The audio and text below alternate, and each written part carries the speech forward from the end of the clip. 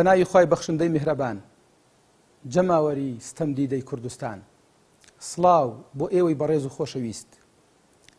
ئێمە لە خولی چوارەمی پەرلەمانی کوردستاندا لەلایەن ئێوەی بەڕێزەوە متمانەمان پێدرا. لەو ڕۆژەوە کە ئەو متمانەیەم وەرگرتووە بە ئەمانەتێکی خوای زانیوە لەسەر شانی خۆم، بۆیە هەوڵم داوە کە لە میانەی هەڵوێستەکانمە زەمیر و خۆم مرتاحکەم.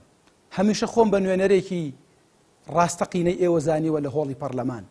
هەرچی شتێکم بە بەرژەوەندی ئێوە زانی بێ ئاوم لێ نەخواردوێتەوە.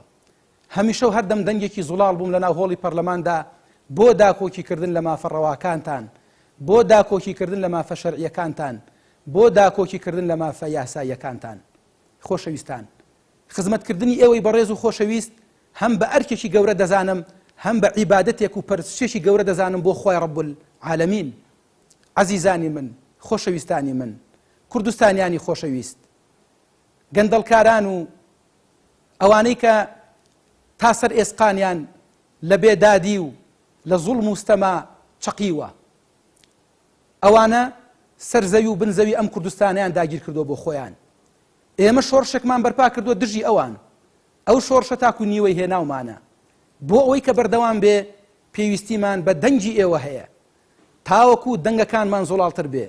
دڵنیابن خۆشەویستان، ئەو گەندەڵکارانە، ئەو نەعادیلانە، ئەو وڵات خۆرانە، ئەو وڵات فرۆشانە، هەر هەمویان دەنگ و ڕەنگی ئێمەیان پێ ناخۆش لە ناو هۆڵی پەرلەمان.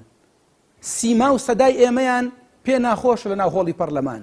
حەز ناکەن ئێمە لەوێ بین ڕەنگمان هەبێ، دەنگمان هەبێ، سەنگمان هەبێ.